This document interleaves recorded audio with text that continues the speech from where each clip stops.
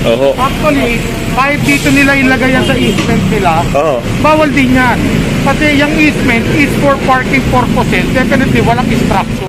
Mga kasama, muli, andito tayo ngayon sa E. Rodriguez. Kasama natin ng Task Force Special Operation. Ayun, titikitan yung isang tricycle doon. Gawa ng illegal parking siya. Bukod doon, ayun, no, parang counterflow pa yung position niya. So, matitikitan ng illegal parking yun. Sunod lang tayo sa task force. Kasama rin natin ang SCOG sa araw nito. So yun, sunod tayo no, habang yung nandito ay matitikitan. E. Rodriguez, kahaba ng E. Rodriguez tayo. At eto, parang may sinasaayos na mga halaman dito. Eto yung mga halaman sa tapat ng ito ginagawang construction site. Ayun, nakumpis ka, sasakay sa SCOG. At yung iba dyan tinatabi, sinasatabi, no? Ayan, kasama natin si Sir Richard sa araw na ito.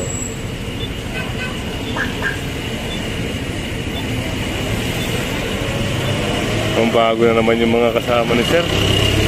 Parang nagro-rotation. Nasunod lang tayo sa operation, no? Dito yun, no, yung sasakyan na puti. Yan, titikitan ng illegal parking, unattended. Gawa ng kita nyo sidewalk naman talaga yung pinaparadahan ito. Ayan, si Hepe. Yun, nakita rin ni Hepe yung signboard na no parking sign. At ayun, kinuha na ni Sir La Chica yung lisensya para matikitan. Ayun. At ito napansin din ng SCOG, itong nakalagay natin, no, pinapaalis, no, kasi bawal. Kasi ito may operation at yun naman sila sister papasok na nila. At dito naman, yun, sa harap ng establishment na yun, meron ding mga titikitan yun, pinuntahan na ni Hepe. Kaya silipin lang natin kung ano yung katutunghayan ng video natin. So ikot lang tayo. At ayun, nandun na sila Hepe sa kabila. Punta tayo ron. Eto, yung itim na sasakyan na yun, titikita na po.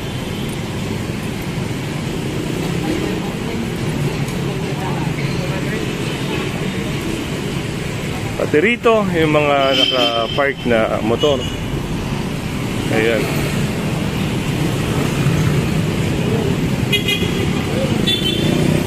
Kasama natin si Hepe.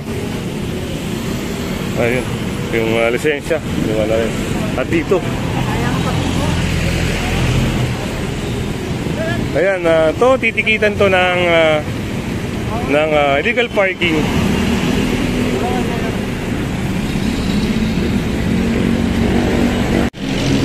At ganoon din dito. Ayan, yung mga nakapark dito ay matitikitan din ng legal parking. Doon sa kabilang side, meron din pagsasaayos, kagaya ng mga signages na sumusobra-sobra dito. Ayun, andun sila sa Richard sa kabilang area kasi. May pagpapaliwanag, hindi tayo makapunta kaagad doon, no? Lapitan na lang natin si Sir Joey, tanungin natin yung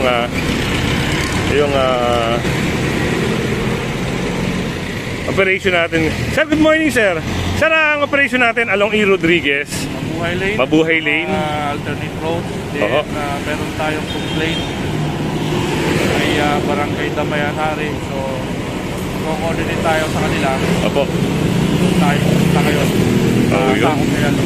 Lahat ng mga illegal parking, sir, no? Yes. Meron tayong isang complaint doon na lugar, yung 14th Avenue. 14th Avenue. Okay. Salamat, Sir Joey. Ayun, narinig nyo, no? Pupuntahan natin ay complain sa 14th Avenue. So, natitikitan po sila. Kasunod tayo sa operation dito. At ito yung mga, yan, mga barrier na yan, no? Nagtatanggal na.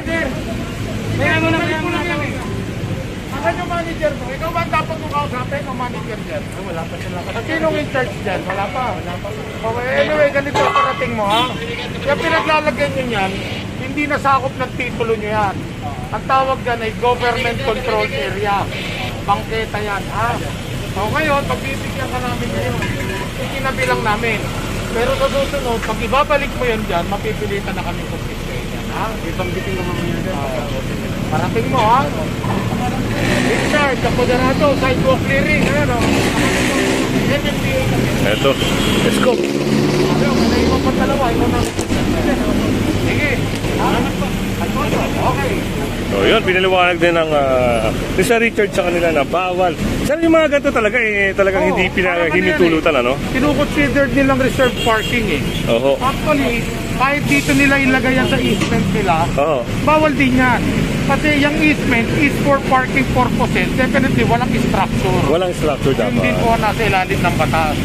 Ngayon, kasi nga, pwedeng mag-cause ng danger sa public. Oho. Kahit sa consumer nila, pwedeng mabundol, mabunggong. Yung Bawal din. kung halimbawa, sir, ipagpipilitan nila tapos sa susunod na operation, andito pa rin. Kumpiskado na talaga. Subject for confiscation talaga yan. So, yun. Salamat sa Richard, no? Ayun, kasama natin si Richard para sa operation na ito. At meron din tayo pupuntahang isang barangay, yung tinatawag nilang Barangay Damayan, may pag-coordinate at doon sisimulan yung isang magandang operation, clearing operation. At dito, may napansin na ng SCOG at ang task force, ayun, yung mga motor doon, patitikitan yun. At ito, yung parang kariton. Lapit tayo dito.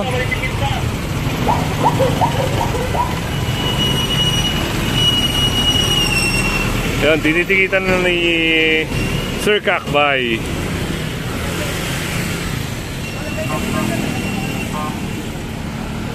Sidecar improvised yung naga ng motor. Parang ano lang to eh. Sa ito. Residential complaint.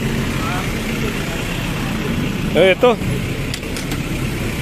Ayan, para ma-expired pa to. Ito yung mga dating sidecar na nilalagyan ng ano, ng motor.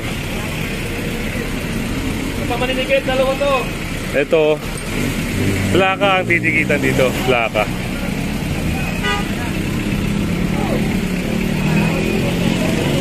E. Rodriguez pa rin. Haba ng E. Rodriguez. Kung mapapasin nyo yung lugar na yan. Yan yung dating ino-operate.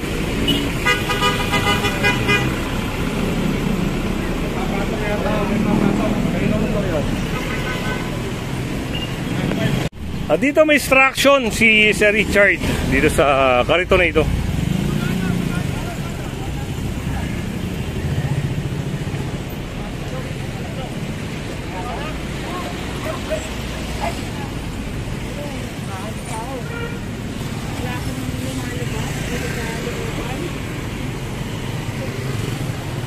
Baba nyo sa kalsada, tulak nyo, alisin dyan. Ano yun, nakatali? Baba nyo na, ibaba nyo, tulungan nyo. Wala mayari. Parang ano no, dito na natutulog yung may-ari nito.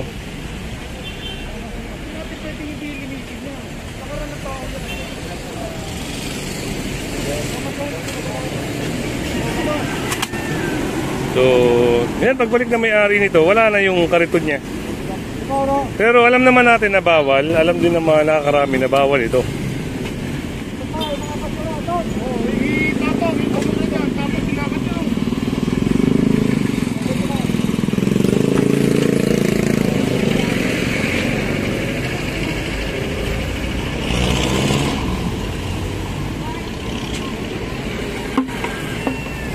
Sir Richard, yung mga gantong makukumpis ka, halimbawa, pumunta sila sa Ortigas, makukuha pa nila yan? Actually, pwede naman. Pwede. Kaso lang provider talaga kasi. Minsan paulit-ulit lang sila sa pag-violate. Oo. Saka nakikita na naman natin, it's a waste material eh. So, minsan basura na yun, can contribute na yun eh. Health hazard ba? Health hazard, oo. Minsan tinatapo na namin yan eh. Tapo na, sir. Oh, we consider that as trash. As a waste, so trash. So ito, expect na natin dito na ito ay tapo na. Parang hindi na makukuha, hindi na mare-recover ng may-ari. Iwan po. Nag-iwan. Oo nga, sir eh. Ayun ang problema, sir, ano yung pag-iiwan nila. Oo. Ako, magbubukas silang kawawa pag kinukumpista natin. Oo nga, ho. Meron pa silang mga coalition. They consider daw as forest of the poor. Pero Yun sir yung parang na-encounter natin ng isang beses. Dati, Oo. na nakikipagtalo Parang merong- sa kanila. Pero kung titignan ninyo, they are forcing people to use the road. Delikado. Pangalawa, ang dala nila puro basura. Nasa hospital zone. Karamdaman na pwede din. So yun, ito ikukumpiskahin at parang consider as waste material na okay yan. Trash. Tatapon na ho yan. Yan, tuloy lang tayo sa operation, sunod tayo.